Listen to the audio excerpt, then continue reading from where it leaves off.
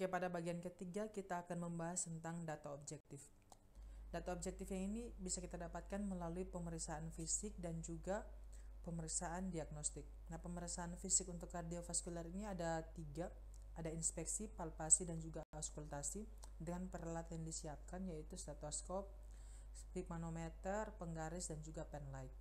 Perlu kita ketahui bersama bahwa pemeriksaan fisik itu sebenarnya ada 4, inspeksi, palpasi, perkusi, dan auskultasi. Namun di bagian pemeriksaan kardiovaskular kita tidak melakukan perkusi karena tidak signifikansi mendapatkan pengkajian yang utuh buat pasien.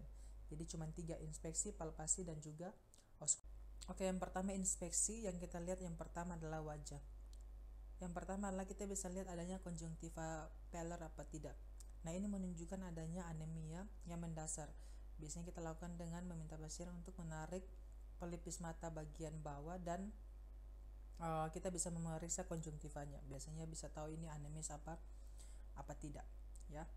Jadi ini salah satu pemeriksaan yang bisa kita lakukan untuk melihat pasien ini anemia apa tidak.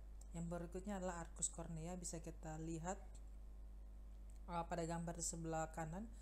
Arkus kornea ini seperti cincin buram putih, abu-abu, dan biru yang terletak di perifer kornea.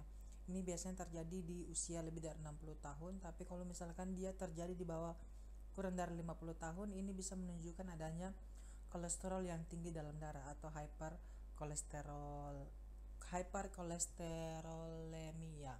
Ya. Yang berikutnya adalah santalasma. Santalasma ini bisa kalian lihat juga di gambar sebelah kanan. Ini merupakan seperti bintik-bintik di sekitar mata. Nah, ini menunjukkan juga adanya deposit kolesterol yang tinggi di dalam darah. Artinya peningkatan kolesterol yang tinggi dalam darah. Nah, kita tahu sendiri ketika kolesterol tinggi dalam darah ya bisa mengakibatkan banyak penyakit kardiovaskular. Yang berikutnya adalah cincin Kaiser. Nah, ini lihat juga di gambar sebelah kanan ya, cincin gelap yang mengelilingi iris yang terkait dengan penyakit Wilson. Ya, ini penyakit yang biasanya terjadi di hati dan beberapanya bisa menyebabkan penyakit pada jantung seperti kardiomiopati. Yang berikutnya adalah sianosis sentral ya, sianosis yang berpusat ya, biasanya kebiruan ya pada bibir dan juga di sekitar lidah. Nah, ini menunjukkan adanya hipoksia atau kekurangan oksigen di bagian jaringan. Jadi kita bisa lihat nih ada tidaknya sianosis di sekitar bibir atau sekitar lidah pasien. Bisa lihat pada gambar di sebelah kanan. Ini inspeksi. Inspeksi artinya kita menggunakan alat indera mata kalian untuk melakukan pengkajian kepada pasien. Yang berikutnya inspeksi berikutnya adalah inspeksi bagian tangan. Kita bisa lihat warnanya seperti bagaimana, pucat apa tidak, ada noda tar apa tidak, ada santoma apa tidak. Definisinya bisa kalian sambil baca ya. Lihat adanya clubbing finger apa tidak. Clubbing finger ini mengindikasikan, clubbing finger ini nanti kita akan praktekkan di lab ya. Ini bisa kita lihat dengan membuat tangan ya seperti begini ya, melengkung ya. Jadi kondisi seperti jari tangan membesar dan melengkung pada kuku yang menebal. Biasanya terjadi pada pasien-pasien mengalami masalah kardiovaskular dan juga respirasi, atau umumnya terjadi pada pasien-pasien yang perokok aktif ya. Yang berikutnya adalah kita bisa lihat ada hemorrhage splinter apa tidak ya, seperti nodul-nodul begitu ya, perdarahan di bawah kuku, seperti perdarahan di bawah kuku seperti serpihan kayu yang biasanya terjadi pada pasien-pasien dengan endokarditis, yaitu infeksi pada bagian endokardium jantung ya. Yang berikutnya kita bisa lihat adalah lesi Genoway apa tidak, yaitu lesi hemoragik yang tidak nyeri yang terjadi pada telapak kaki pada pasien. Jadi kita bisa lihat. Yang berikutnya adalah kita bisa lihat note Oslernya seperti bagaimana. Nah, semua pengkajian ini akan kita kaji, akan kita lihat, akan kita pelajari skillnya di laboratorium. Tapi perlu kita pahami definisinya seperti apa, gambaran klinisnya seperti bagaimana. Bisa kalian lihat di gambar di sebelah kanan. Yang berikutnya inspeksi bentuk dada. Ada bekas luka yang menandakan operasi toraks sebelumnya. Kita bisa lihat pengkajian toraksnya, inspeksi. Bisa lihat ada tidaknya bekas operasi apa tidak. Yang berikutnya bisa lihat dada terlihat cekung apa tidak. Itu disebut sebagai pectus excavatum. Yang berikutnya bisa lihat ada penonjolan tulang dada dan tulang rusuk apa tidak. Ada pulsasi yang terlihat apa tidak di bagian apex jantung, kita bisa lihat. Nah, skill-skill ini akan kita pelajari di laboratorium. Tapi kita perlu paham nih, pectus excavatum itu seperti gimana, pectus carinatum itu seperti apa ya. Yang berikutnya adalah palpasi. Kalau tadi inspeksi kita menggunakan indera penglihatan, kalau palpasi kita melakukan palpasi perabaan di bagian yang mau kita kaji. Yang pertama adalah pemeriksaan nadi. Pemeriksaan nadi ini saya pikir sudah kalian pelajari pada materi PBN-nya. Pemeriksaan yang dilihat apa aja? Lajunya seperti bagaimana, ritmenya, kualitasnya, frekuensinya dalam 1 menit seperti apa.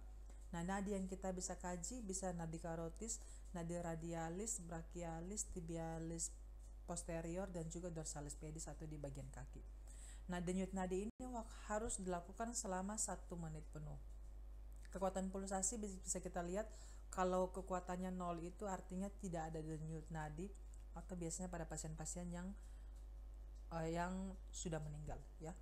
Oke, yang berikutnya nadi 1+ itu artinya nadinya lemah dan teredam, atau biasanya disebut sebagai weak pulse. Yang berikutnya 2+ itu biasanya nadi normal atau normal pulse.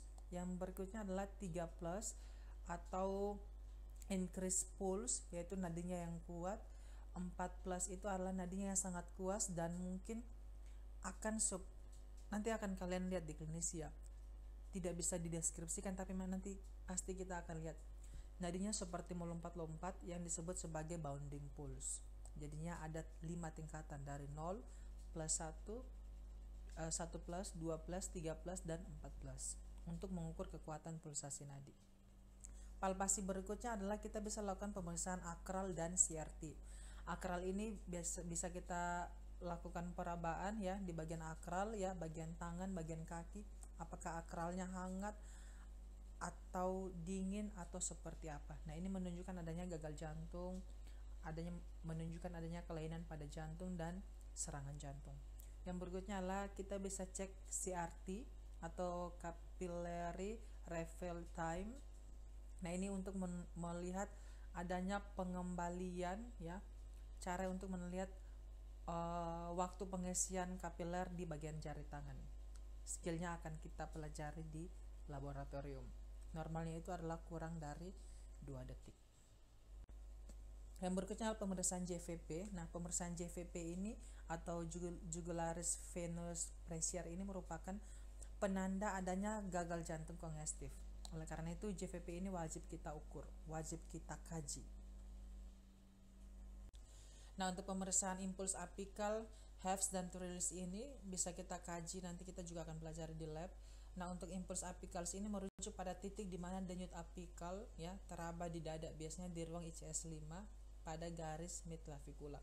Nah, impuls apikal yang normal ini seharusnya kecil dan lembut. Kalau misalkan abnormal biasanya menunjukkan adanya hipertrofi atau kondisi jantung, kelainan jantung lainnya. Yang berikutnya adalah gelombangnya ya. Biasanya gerakannya terlihat dan teraba pada dinding dada. Biasanya terasa di ventricle bagian kiri. Ini bisa kita palpasi. Yang berikutnya adalah trills atau getaran. Nah, getaran ini biasanya pada dinding dada yang menunjukkan adanya aliran darah turbulen dan seringkali terkait dengan murmur atau kelainan jantung. Biasanya pada pasien-pasien dengan stenosis katup atau pasien-pasien mengalami regurgitasi jantung ya. Nanti kita bisa pelajari lebih dalam mengenai skillnya di laboratorium. Yang berikutnya adalah kita melakukan palpasi ada tidaknya edema. Tadi kita sudah belajar sebelumnya, edema bisa kita inspeksi dan juga bisa kita palpasi. Nah, edema ini terjadi ketika pembengkakan yang terlihat muncul akibat penumpukan cairan dalam jaringan, biasanya di kaki dan juga di bagian tangan. Nah, kita untuk interpretasi edema sendiri, untuk pitting edema ini ada grade 1, grade 2, grade 3 dan juga grade 4. Seberapa dalam dan seberapa waktu dia kembali ya. Grade 1 itu 0 sampai 2 mm dan bisa kembali dalam waktu yang cepat. Yang kedua kurang dari 5 detik. Yang kedua 3 sampai 4 mm dan kembalinya itu dalam waktu kurang dari 15 detik. Yang grade ketiga itu 5 sampai 6 mm dan bisa kembali tidak lebih dari 30 detik. Dan yang grade keempat 8 mm atau lebih dari 6 mm dan tidak kembali ketika kita tekan tidak kembali seperti semula lebih dari 30 detik. Yang berikutnya adalah setelah kita lakukan inspeksi, palpasi, langkah yang terakhir yaitu kita melakukan auskultasi atau mendengarkan bunyi jantungnya seperti apa menggunakan stetoskop. Yang pertama di area aorta, yaitu di ruang ICS kedua batas sternum kanan, di area pulmonal ICS 2 sebelah kiri, di titik IRB-nya di ICS 3 sebelah kiri, di area trikuspidalisnya yaitu di ICS 4 sebelah kiri, dan pada anak-anak biasanya di ICS 4 dan juga ICS 5 di sebelah kiri juga, dan di area mitral atau apikalnya dia di ICS 5 di sebelah kiri pada garis midclavicular. Oleh karena itu kita harus paham nih lokasinya di mana aja. Aorta harus di ICS 2 sternal kanan, pulmonal ICS 2 sebelah kiri, mitral di ICS 5 sebelah kiri, trikuspid di ICS 4 sebelah kiri, dan IRB-nya di ICS 3 sebelah kiri. Sehingga kita saat lakukan auskultasi tepat kita memasang stetoskop sesuai dengan lokasi di mana kita melakukan auskultasi. Ya. Yang berikutnya adalah pemeriksaan diagnostik. Pemeriksaan diagnostik ini atau pemeriksaan penunjang ini merupakan data objektif yang bisa kita kaji, bisa kita dapatkan melalui pemeriksaan atau kolaborasi dengan dokter. Yang pertama yaitu melakukan EKG, kardiografi. Ini EKG ini merupakan prosedur diagnostik non-invasif yang bertujuan untuk mengetahui gambaran listrik di jantung. Nah, ini untuk mendiagnosis beberapa penyakit, misalkan coronary artery disease atau masyarakat awam itu bilangnya serangan jantung. Bisa kita dapatkan melalui hasil pemeriksaan EKG. Yang berikutnya adalah pemeriksaan darah. Pemeriksaan darah ini yang berhubungan dengan kardiovaskular, biasanya pemeriksaan enzim jantung namanya CKMB dan juga TROP-T. Saya harap kalian ingat ini ya, karena ini menjadi hal yang penting. Ya, pemeriksaan darah, TROP-T dan juga CKMB. Nah, ini untuk mendiagnosis adanya sumbatan di bagian pembuluh darah jantung. Ketika ada sumbatan, ada infark miokard, jadi kita bisa tahu dari hasil CKMB dan juga TROP-T. Pengkajian pemeriksaan darah lainnya seperti apa? Gula darah juga bisa kita cek, D-dimer juga bisa kita cek berhubungan dengan penyakit kardiovaskular. Yang berikutnya adalah ekokardiografi. Nah, ekokardiografi ini seperti ekokardiografi ini merupakan tindakan yang dilakukan oleh dokter atau biasanya disebut sebagai USG jantung, ya, bisa mengetahui seberapa besar penurunan CO-nya pasien, seberapa penurunan kontraktilitas dari jantung, ejection friction-nya atau kekuatan jantungnya udah berapa persen, kita bisa tahu melalui ekokardiografi atau USG jantung ini. Nah, USG jantung ini merupakan tindakan diagnostik non-invasif menggunakan gelombang USG untuk menghasilkan gambaran jantung. Nah, ini biasanya dilakukan oleh dokter spesialis jantung, jadi bukan dilakukan oleh perawat ya. Yang berikutnya adalah ronsen toraks. Ronsen toraks ini merupakan tindakan radiologi untuk menentukan atau untuk mengetahui adanya masalah jantung seperti kardiomegali atau pembesaran di jantung. Nah, ini kita bisa tahu dengan melakukan ronsen toraks. Yang berikutnya adalah CT angiografi. CT angiografi ini dilakukan di radiologi juga oleh radiografer melalui kolaborasi dengan dokter juga, dokter spesialis ya.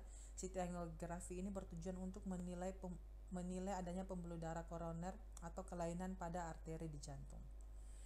Dan yang terakhir adalah kateterisasi jantung. Ini bukan dilakukan oleh perawat ya, tapi prosedur medis invasif yang dilakukan oleh dokter spesialis jantung ya, dan dokter spesialis BTKV ya, untuk melihat kelainan atau untuk mendiagnosis adanya penyakit jantung.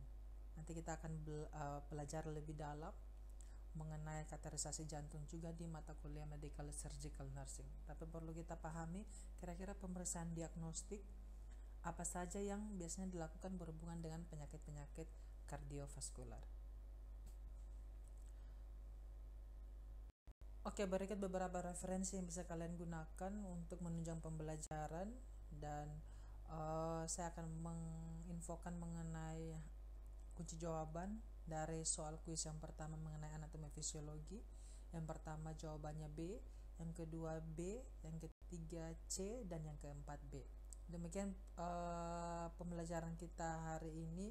Saya harap kalian bisa belajar lebih giat lagi, karena tujuannya adalah untuk profesi kalian nanti menjadi perawat ya.